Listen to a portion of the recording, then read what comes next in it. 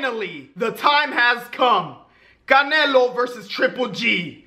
King Kong versus Godzilla. Canelo's King Kong and Triple G's Godzilla.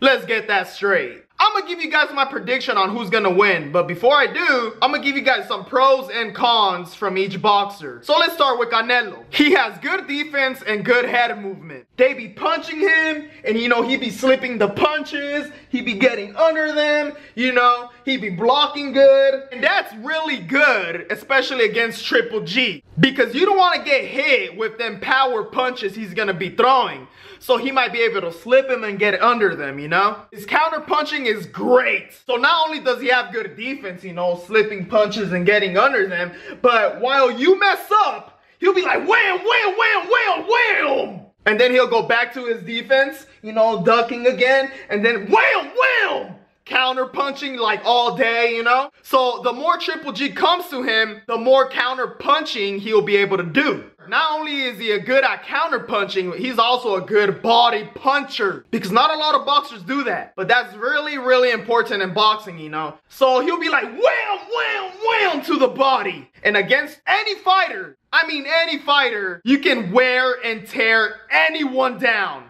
Anyone, because going to the body will get the opponent more tired, slow, and eventually you will gas them out. Experience. He has more experience as a professional boxer than Triple G does. However, Triple G has more amateur fights, but not as a professional, so it doesn't really matter. He has really good speed and timing. I'm just hoping that speed carried from when he was a 154 pounder. He has decent power. He knocked out Kirkland, Smith, Amir Khan. Now let's go with the cons on Canelo. His foot movement sucks. He is so flat-footed, like, he doesn't know how to like jump around, or you know, I guess as other people like to call it, run around. But it's not really running around. I mean, you can't always go to toe-to-toe with all the fighters, because some fighters are way stronger than you naturally. So you don't want to just go toe-to-toe with them. Sometimes you got to do lateral movement. So how I see him doing this fight is, he's going to be toe-to-toe with Golovkin the whole time. And that's a bad thing. He has never fought a true middleweight fight. You can't say Julio Cesar Chavez Jr. was a true middleweight fight, because Julio Cesar was drained as fuck.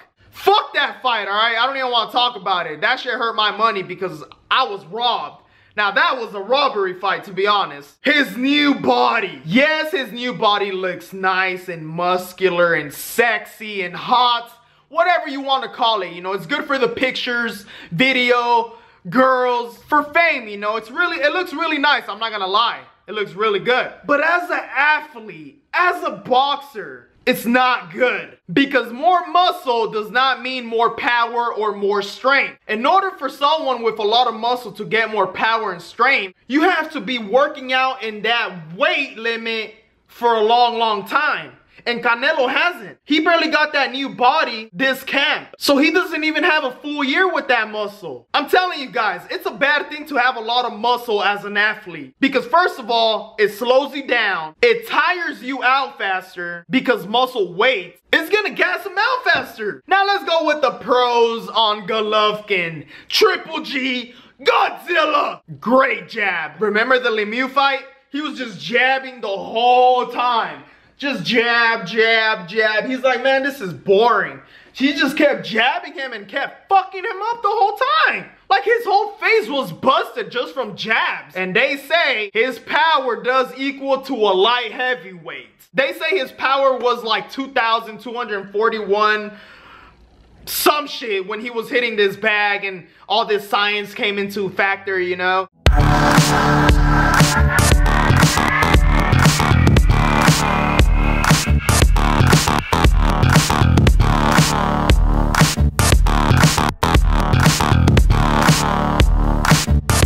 Which that leads to the second thing, his power, you know, his power, I can't say no more. He knocks out like everybody. And then people are saying, why couldn't he knock out Jacobs? Motherfucking Jacobs is 6'2", and on fight night, he was like 20 pounds heavier than Golovkin. How can you knock someone out who's like 20 pounds heavier than you, taller than you, and he's a good boxer? He wasn't like them weak-ass boxers. Like, he had a name. Canelo couldn't knock out Cotto. Canelo couldn't knock out Julio Cesar Chavez Jr. So So what's the deal, you know? What's the deal there, right? His ring generalship. He knows how to cut the ring, okay? He's like a shark in the ring. You're not gonna get away from this guy. Like, this guy just follows you,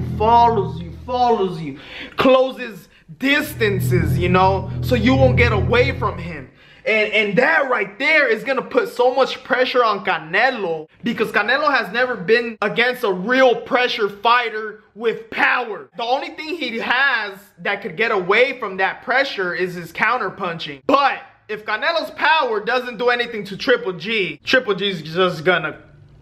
He's gonna kill him, okay? Let's just be honest here. He's gonna kill him, guys. He has underrated defense. Okay? I've seen him slip punches and duck the punches as well.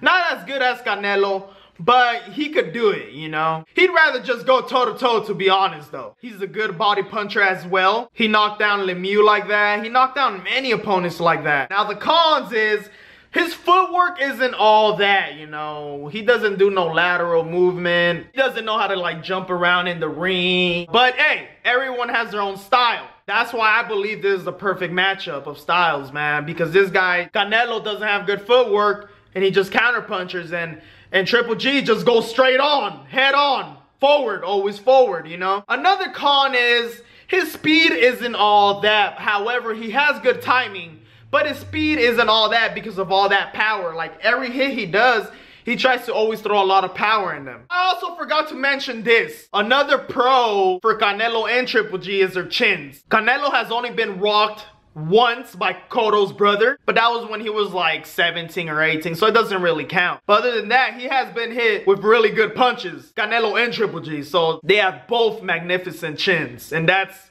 a good thing for boxing, okay? How I see this is, you know, at first Canelo's gonna be, you know, like slipping the punches, ducking, you know. He's gonna be like showing off. He's gonna be counter punching. But when he counter punches Triple G, he's not gonna feel a damn thing with that little power he has. Canelo's gonna get scared after that. Triple G's gonna pressure him, stalk him, cut the ring.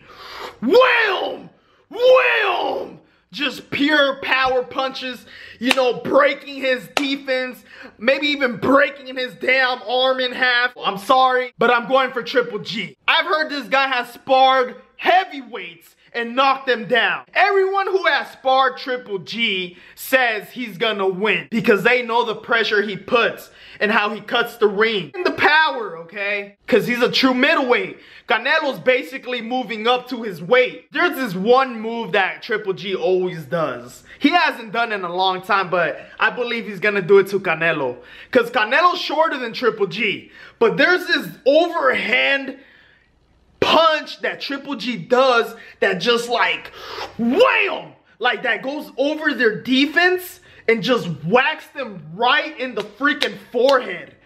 And that right there is gonna knock Canelo down. He's gonna be like, oh fuck, you know. He's gonna try to counter punch, you know, wham wham, but I feel like the power is just gonna be too much for Canelo, and the pressure is just gonna be too much. He's gonna get overwhelmed, and not only that, but he's gonna get tired with them new muscles he has. Watch, people. Watch when I say this. That muscle is gonna slow him down and is gonna gas him out faster. So yes, I'm going for Triple G against Canelo. Many of you are probably saying, what the fuck, Derek? You're going for him and not Canelo? You're Mexican, bro. You're supposed to go for Canelo. You're Hispanic.